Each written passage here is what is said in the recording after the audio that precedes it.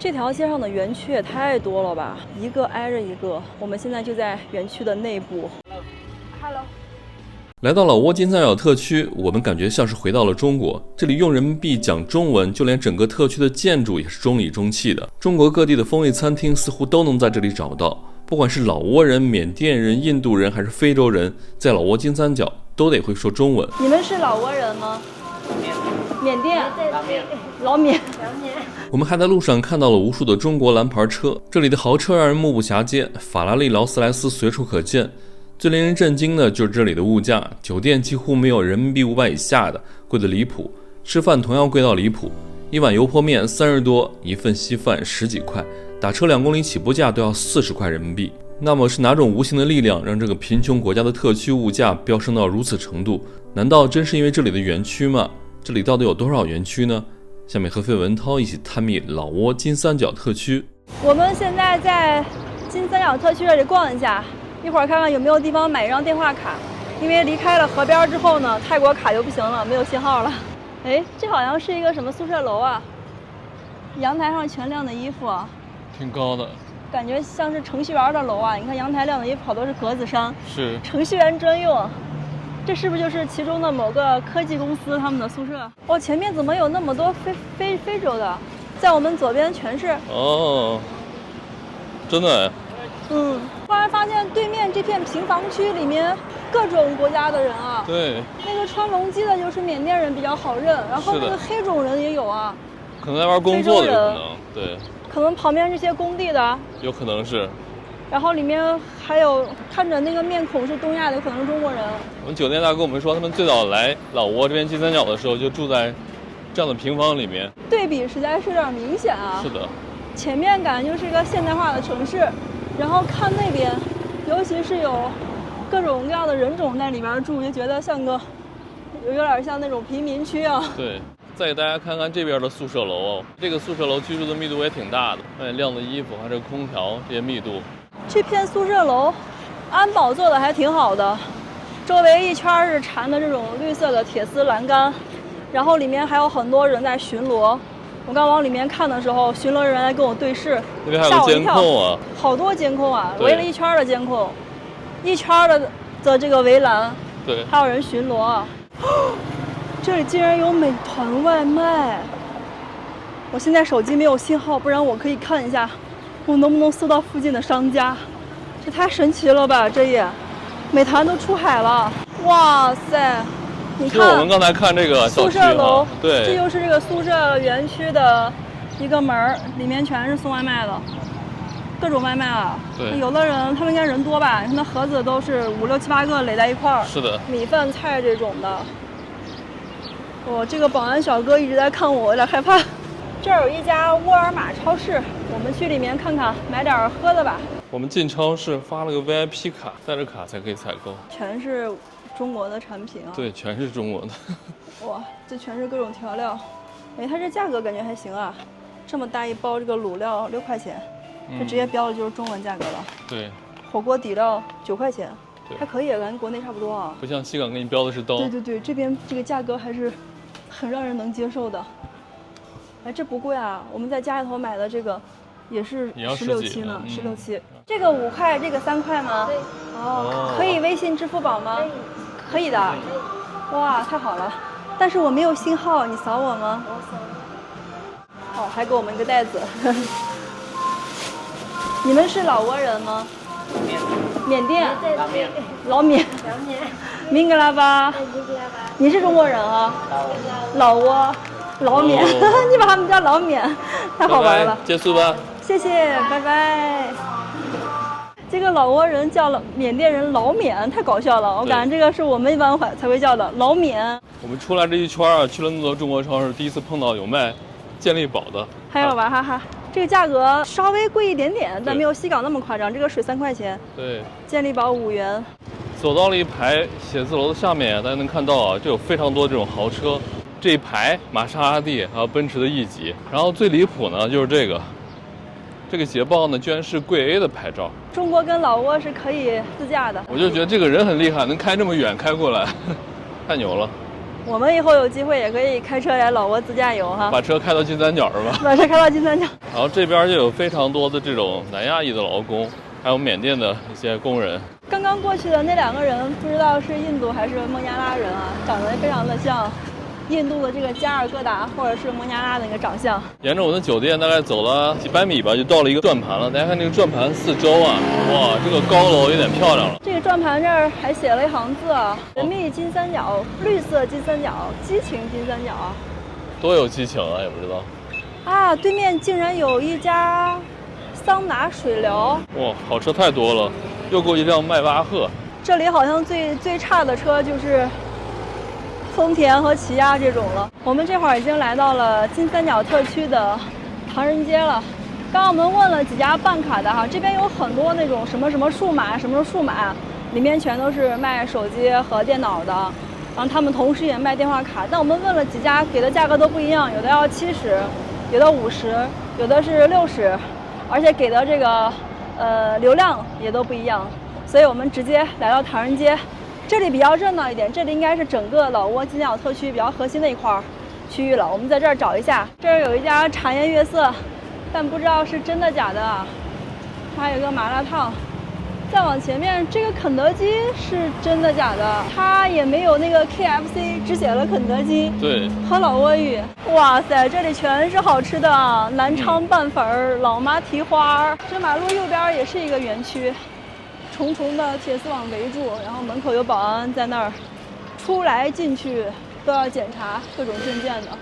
哦，门口就有一个网咖，感觉门口的这些店啊，吃饭的，还有网吧，还有对面的这些快递点儿，对，都是给这园区里面的工作人员用的。是的，服务工人。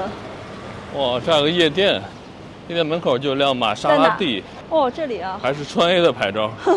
我们刚进唐人街一点，看到了很多的酒店哈。我们在地图上看，唐人街这块酒店其实非常多的，但它多吧，它又贵。对，它整个金三角特区这里统一价，基本没有低于500的。刚我们问了一下，说最便宜也有420、450这种，最便宜是那种小旅馆，我估计没有我们住那家好。刚才我看了一下外面写的这条唐人街的简介哈，这个大概是4、5年前的时候才修好了。所以现在看起来到处还挺新的，而且有些地方还在陆续的搞建筑。这个地方呢，修建它的主导者就是老挝金三角经济特区的第1任主席赵伟，他也是个华人。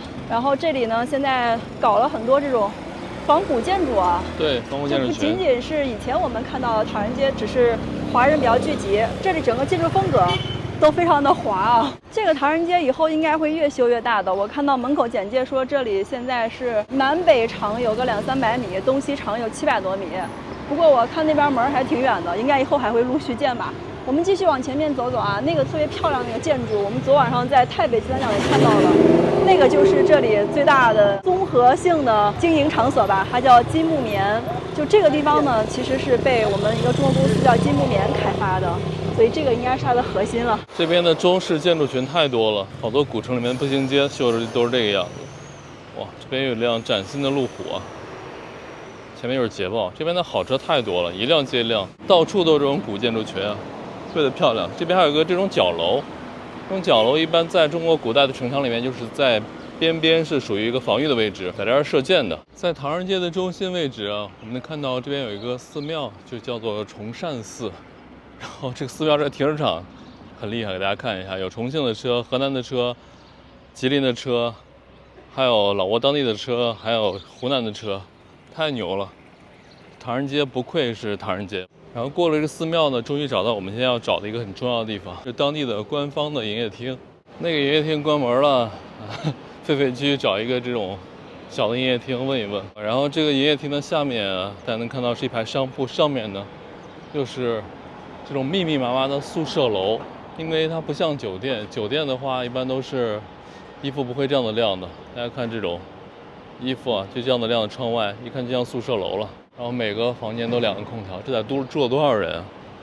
还有旁边也是这么大的一栋楼。我们现在走到了一条街哈，名字叫做老中友谊街。这会儿已经是下午的5点多了，好像有很多这个员工都下班了。这个男生呢都是蓝色的上衣、黑色的裤子长裤，然后女孩都是那种紫粉色的上衣，再加上黑色的超短裙，哇，那个裙子好短呐，裙子基本上刚刚到大腿根这个位置啊。我们再往前走走呢，就到了木棉之星的酒店下面了。因为整个的老挝金三角经济特区都是被金木棉集团开发的，所以这里呢以木棉命名的太多了。木棉之星酒店，这个里面呢好像是一处娱乐场所，特别漂亮的这个金黄色的楼。对，下面矮一点的那个是酒店。这个楼呢就是金木棉这边的一个地标性建筑了。我们今天下午在老挝金三角经济特区这里转了2个小时哈，发现这边的园区真的是非常多，一家挨一家的，一条街上就有5、6家不同的公司。不过呢，这些园区似乎是半开放的，他们的员工每天上下班的时候在门口保安那里签到或者打卡，可以正常的进出，和外界是有接触的。同时呢，我们在金三角特区这里也发现了很多其他国家的人，有非洲面孔，也有一些南亚裔。起初呢，我们不知道这些人在这儿是做什么工作的，后来呢，我们跟这里的一位华人大哥聊天才知道，他们也是在这种园区工作的。因为现在呢，这些公司已经不仅仅是做一个地方的了，他们现在是国际业务，有很多的欧洲的、北美的，还有印度的一些需求。那这些员工呢，在这儿就负责向各自可能比较擅长的这个语言的地方的一些业务吧。哇，这个地方盖了好多楼啊！这个就是最著名的木棉之星酒店。再往前面看啊，哇塞，那边全部在盖楼啊。左边数第2个已经盖好了，风楼大吉。我刚刚在这儿看到了很多那种 MPV 啊，都是拉客人的车，非常像我们在西港的时候，西港那个城市也是有很多那种娱乐城，然后晚上呢，不知道是从机场还是在车站那里就拉来了好多来这消费的人。我们现在去湄公河边看日落，这会儿呢路过了一个叫新月城市中心项目的。这好像是那种豪宅啊，50万方滨江城市综合体，我的天，他画的这是效果图，还是说以后要这样子打造，是个蓝图？这在湄公河边要是有这么大一座城市呢，就不得了了。我们赶紧现在趁机进去看看，等以后盖好了我们就去不起了。现在还是工地，正好去河边看个日落。这个项目部是中国电建的，刚刚从这个工地里面出来了好几位中国工人啊，对，听口音有点像四川，对，重庆那里的人。是的，骑着电瓶车，感觉回到了中国。这工地也是各种国籍的都有啊。对，哇，这下班了吗？对啊，下班了。前面正在盖那个楼，休息了，6栋、8栋、17栋，它这楼间距好近呢。对，这个容积率有点高啊。这2个小哥好瘦呀，不知道是哪个国家的。哎，脸上有这个特纳卡，应该是缅甸的，缅马青年。我们在唐人街这里找了一家西北面食。我们在东南亚这么长时间啊，还没有发现这个陕西的面。我们今天晚上要了一碗油泼面，不过它这个价格稍微有点贵，这一碗是人民币35块钱。然后那个冰峰一瓶是12人民币，比西安基本上翻了2到3倍了吧？对，还是蛮贵的哈，很贵。不过看起来还挺香的。唉。我们下午去那个营业厅的时候太晚了，也没有办到手机卡。刚好呢，在这个唐人街这里有很多商店就可以办卡。我们办了一张卡的价格是60块钱，里面有15G 的流量，我觉得还挺贵的啊。这个价格比泰国要贵好多。对，然后网速也一般，不算特别好。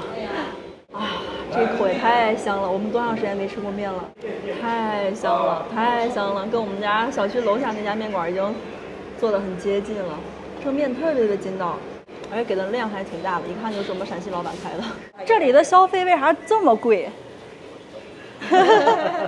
反正啥都贵这里。那我们一会儿晚上回去走路上安全不？特区内很安全的这里。哦。这里它就是有时候说白了，就是那些缅甸的小工啥，他们可能有时候没钱的话，他有时候偷个啥，其他都很安全。这条街上的园区也太多了吧，一个挨着一个。我们现在就在园区的内部，这下面的这些餐厅都是给上面员工吃饭的。现在是晚上的7点半，好像这边的工作的人都下班了。这会儿突然好热闹啊！这条街，很多的摩托车，还有那种嘟嘟车，对，出租车、私家车。不过我在想啊，这个地方的消费这么高哈，我们刚去了一家桂林米粉店，最便宜的要35.2两，好贵啊！这基本上比国内翻了有3倍吧。这消费这么高啊，这边的人得拿多高的收入、多高的工资才够生活呀？太夸张了！这里，我觉得在这工作，如果给的钱不多的话，基本上是这里挣钱这里花，一分别想带回国。在老挝金三角特区的第2天，我们继续探访这里的园区。整个金三角特区高楼大厦林立，但是这些高楼大厦的看守却格外森严。每个园区的门口都有老挝籍或者缅甸籍的保安，这里的检查十分严格。想进去一定需要园区的工作证，就连外卖员也不能送外卖进去。和保安小哥聊起这里的情况，他们也是讳莫如深。接下来我们继续探访老挝金三角特区。大家好，我是狒狒，我们正在背包环游东南亚。现在我们在老挝金三角，今天是我们到老挝金三角的第2天了。昨天下午我们在这里转的时候啊，发现了很多座的园区。昨晚本来想进去看看的，但是呢天色太晚了，我们觉得可能不太安全。那今天早上起床之后呢，我们就继续去园区那里看看有没有机会去内部看一下。我们从酒店出来，走了2-3分钟，就来到了其中一个园区的楼下。老挝金三角这里的园区真的是非常多啊，一家挨着一家，一条路上可能就会有5-6家那种特别大的园区，所以根本不需要费心去找，出来之后随处都可以看到。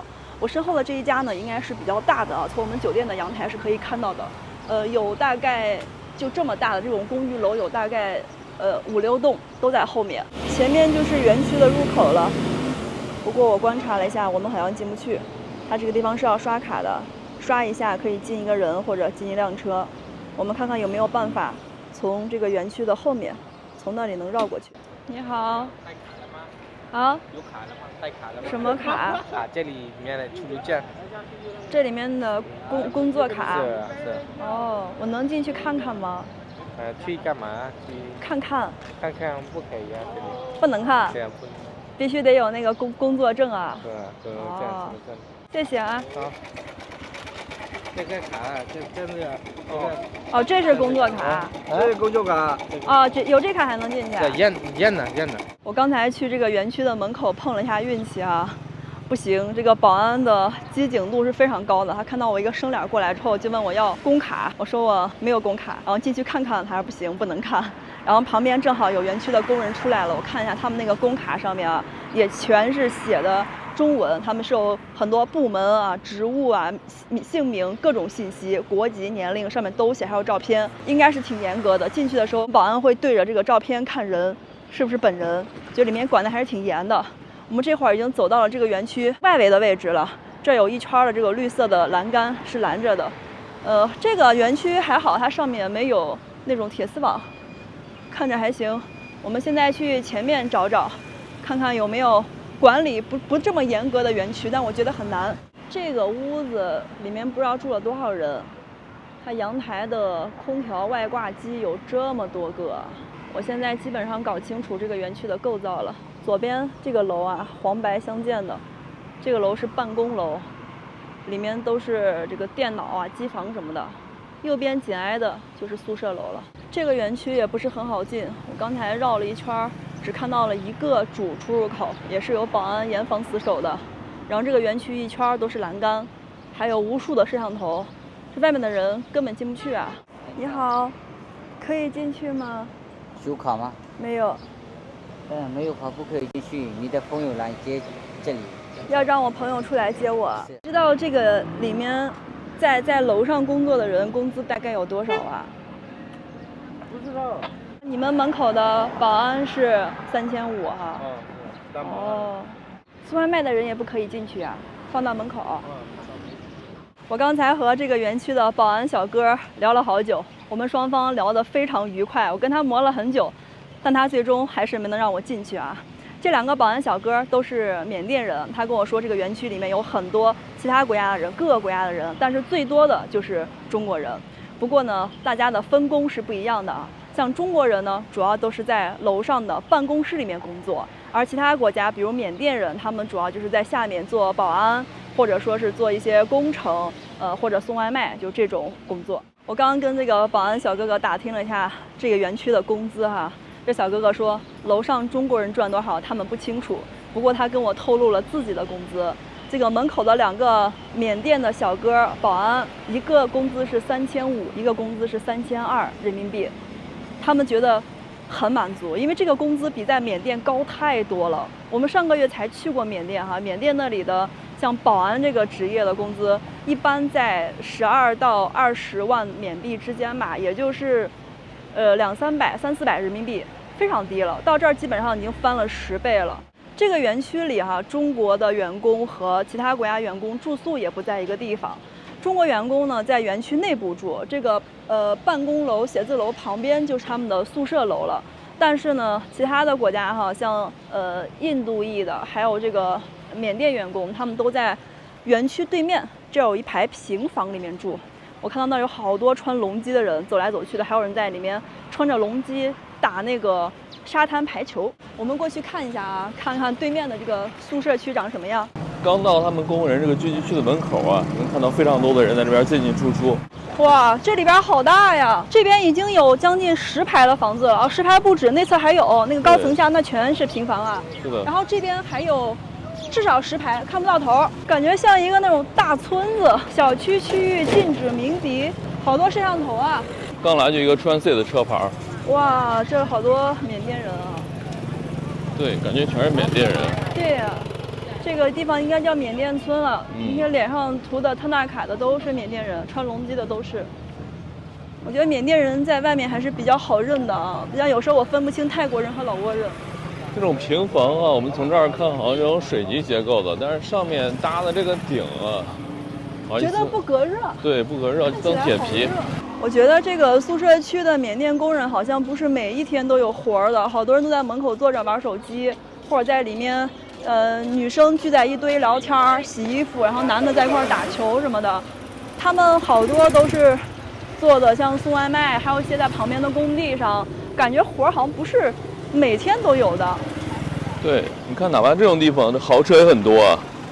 哇塞，金三角这块的豪车太多了。这是老板的吧？这个房子里不知道住了多少人。你看这个衣服挂的，男女老少的都有啊。对，一个屋里。感觉有好多啊！我看到了，这个房子里面全是那种上下铺、架子床，然后一间房子看着也不大，有个你看这个距离你能判断来哈，有个20平左右吧。对。然后放了，我现在能看到有3张这个上下铺，再往里面太黑了就看不太清楚了。哎，偶尔还能看到几个中国的面孔，那个白白的大哥应该就是中国人。但这个大哥一看就是老板，有餐厅好像。对，这边主要还是以缅甸人为主啊。对。那3个缅甸人就盯着我们，对，看我们也像缅甸人吗？我俩最近确实挺黑的，我们好几次被缅甸人认成同胞了，经常碰到我们就给我们一顿缅语输出，然后我们俩一脸懵逼了，你说啥？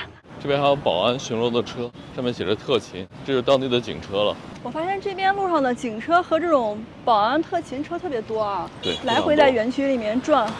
这个地方其实自治权还挺高的，来自我们中国东北的商人。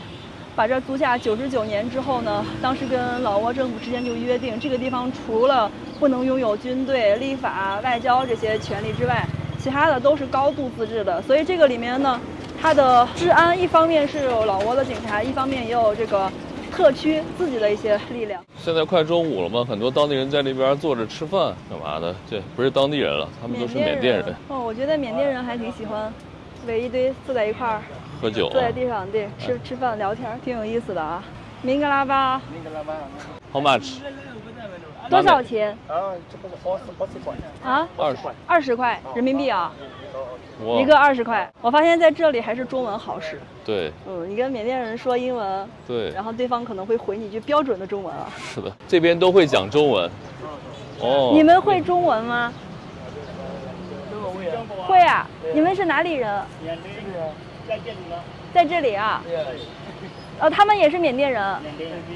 你们是缅甸哪里的？曼德勒。我们上个月才去过曼德勒。这我都找不到啊。还有布干，你们在这儿做什么工作的？就那个园区吗？哦，你在里面做什么？对，我这外卖。外卖。对。这边一个月能赚多少人民币？4000。哇，3000、4000啊！啊，那比缅甸好多了。不会中文不好找工作。对呀。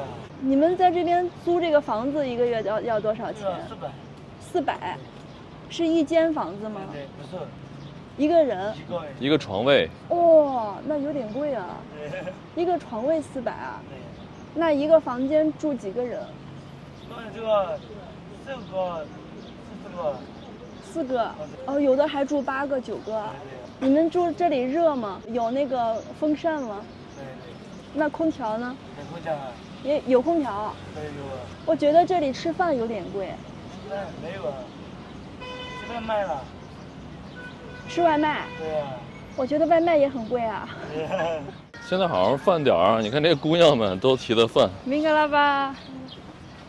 然后我们在这边说中文，感觉也不是加密语言了，大家都懂。这边感觉还挺割裂的，右边这边是劳工住宅区，然后左边的这些园区还有一些高楼大厦、酒店。现在已经是中午的12点了，我们马上就要离开老挝金三角了。在离开之前呢，我们准备去湄公河边看一下当年湄公河惨案中出事的那只船，目前就停在老挝金三角公园这里。从我们的酒店走到金三角公园有2公里多，这边打车太贵了，打车我们问了一下，最便宜的都要80块钱，有的要100人民币，只有2公里，所以我们走路过来了。前面马上就要到那个船停的位置了，这一片区域叫做木棉岛，因为这块呢长满了这种高大的木棉树，这就是其中的一棵。你看它这个树干非常粗，下面比上面还粗一些，越往上越细，然后到上面那个位置呢，就有这种花开出来了。我们现在已经来到了湄公河边，这艘船就是当年湄公河惨案中遇害的2艘船其中一艘华平号。现在呢，这个船是停在了老挝这一侧，不过当年出事的时候啊，是在湄公河泰国内侧的水域。从2011年出事到现在啊，这个船已经在这儿停了有13年的时间了。我们现在看过去呢，这个船身可以说是锈迹斑斑了。这个甲板之前是放了很多的货物的，船身还写了“中国丝毛”4个字，然后内侧呢还有2个汉字，上面写的是华平。这艘船之前是可以登船参观的，从这个甲板到船舱里面都是可以看的。那当年出事的时候留下来的很多弹孔都是清晰可见的。不过呢，现在我们只能从岸上去看了。其实当时出事的海域是在对岸那一侧的。不过呢，这个事情出了之后这个金木棉的老板就个人出资买下了这艘船，放在了老挝金三角这里，用来纪念我们当年遇难的同胞。湄公河惨案，相信我们每个中国人都知道。这个事情呢是发生在2011年10月5号，当时呢是有13名中国人在湄公河泰国水域那里被杀害，并且被抛尸。那其实我们现在回过头去看这个事情，所有的细节都已经调查得非常清楚了，但是在当时呢，这个事却经历了很多的波折。这个事情呢，最早是在2011年10月5号国庆节期间，当时呢，泰国警方就突然宣称，说是他们在这个湄公河水域截获了2艘涉嫌武装贩毒的中国商船。当时他们在船上呢，说是发现了大量的武器，还有大量的毒品，但是船上的所有人员都已经畏罪潜逃了，说是他们全部跳水逃生了。在接下来的几天呢，中国船员的尸体陆续的在对面清盛码头被发现了，但这些尸体的形态非常的奇怪。那当时泰国警方说呢，这些中国船员是因为贩毒被发现，然后跳水逃了，但是呢，被发现的尸体几乎全部都是双手朝后这样反绑着，然后眼睛被蒙住，身上布满了弹孔，是以一种被行刑的姿态杀害掉的。因为这个弹孔呢，根据专家的分析，这些人他是跪着或者是躺在地上的，然后从高空从背部这样子打过去的。很多人身上的这个弹孔是非常多，最多一个有8个。总之呢，这个事情并不像泰国警方开始宣称的那样，所以呢，我们中国就要求泰国要彻查此事。再后来呢，中国就成立了调查组。那经过一系列的调查走访最终呢，将这个罪犯锁定在金三角这里的大毒枭诺康的身上。抓住之后，大家都知道这个诺康的犯罪团伙被押送回了中国，在中国受审，到最后执行死刑的。然后这个船呢，就一直放在这里了。这是其中的一艘叫做华平号，另外一艘叫做玉星8号。我们在老挝金三角待了整整1天，现在我们准备离开这里，前往我们本次老挝旅行的下一站会晒。这会儿呢，我们是在酒店1楼大堂这里。我们要先从酒店去一个地方叫做东鹏汽车站，然后从那儿坐大巴去会晒。从酒店到那个汽车站呢，一共是3.5公里哈。刚刚我在门口问了一下出租车，我们门口是停了一整排的那种，他们价格都比较公开透明的打表的出租车。司机跟我说哈，这3.5公里需要60块钱。然后我说怎么这么贵呢？他说我们是明码计价的，这个价格表给我看了一眼啊，这边的出租车起步价目前是40人民币，可以跑2公里啊，起步价40 2公里，然后每多出1公里加10块钱。不过呢，我们刚刚问了一下酒店前台哈，前台说这个酒店的客人可以用酒店的车免费送到那个汽车站，不过我们要等，因为那个车已经出去送其他客人了，这会儿是中午的1点，他们可能2点多才能回来送我们。为了省这60块钱，我们决定在这里等一会儿吧。我们现在已经坐上车了啊，这是一个缅甸的帅哥。这个老挝金三角的消费实在是太贵了。我们俩今天早上出去吃早餐的时候啊，外面有很多这个中国餐馆，煎饼果子最便宜的25元，里面就只加了1个鸡蛋1根肠，然后小笼包呢25元1笼，里面只有7个小包子，完了面条都是35元起，我觉得好贵啊。然后稀饭哈，稀饭白粥10元1碗，这个里面有点蔬菜或者是瘦肉的，皮蛋瘦肉粥这种都要15到20元，而且是1碗啊，不是一大锅。我们在这个地方真的感觉自己好穷啊，什么都消费不起。终于要离开这个老挝金三角了。其实我们来到老挝，昨天今天已经2天了，我们还没有见过真正的老挝长什么样啊。我们的车这会儿驶上了一条大路，再往前走一点点的那有个检查站，过了之后呢，我们就算是出了这个金三角特区了，进入正儿八经的老挝了。这个特区的面积一共是100平方公里，大家想一下，就是一个10乘10的这样一块范围啊。这个地方真的是高度的自治了。前面应该有个检查站了，听说要查这个护照了，就怕有些人从边境偷渡嘛，因为这个湄公河挺好过来的。我们已经过完检查站了，这会儿算是已经出了老挝金三角特区了。刚才过关的时候很有意思哈，是2个老挝的这个兵哥哥，他们在查我们的护照。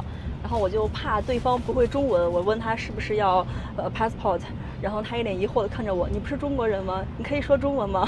出了特区之后啊，这个画风一下就变了。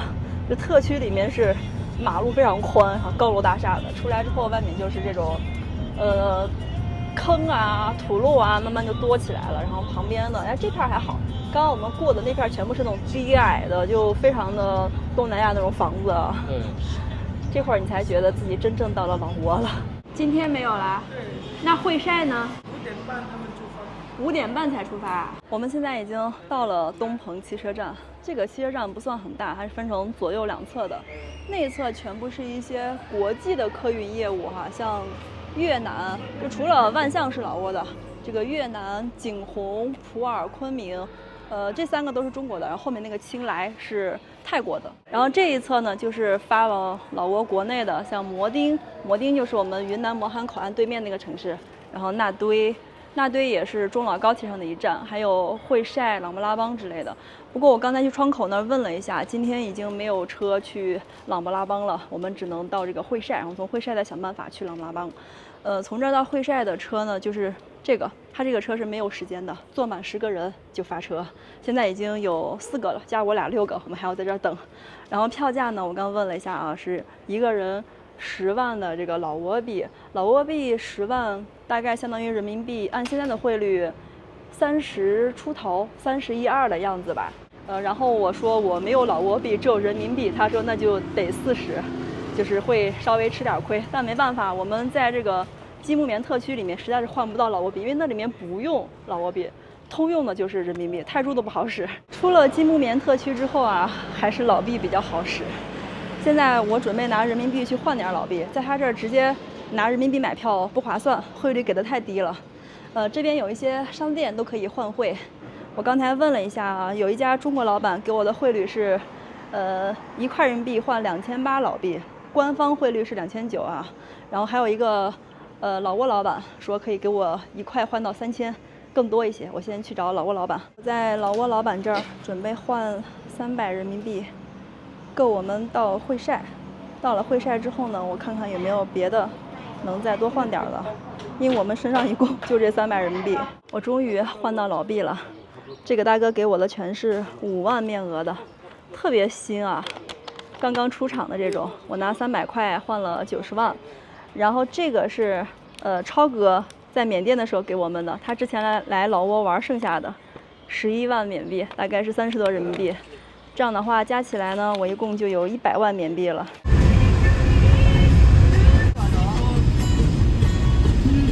我们现在已经到达了会晒汽车站，那接下来我们的目的地就是琅勃拉邦了。一般来说哈，从这个会晒去琅勃拉邦有3种交通方式可以选择。那最受背包客欢迎的就是2天的慢船了。从会晒这里是沿着这个湄公河一路从上游漂到下游去，因为这个琅勃拉邦呢也是在湄公河沿岸的城市啊。但是呢，这个船太慢了，需要整整2天的时间。票价倒是挺便宜的，每个人好像150元人民币左右。但是呢，你中间在那个中转的那个地方还要再睡一晚，其实算下来，成本也不是很低。不过呢，这个湄公河的慢船被称为背包客从入门到成熟的必修课，所以有很多人会选择这条线。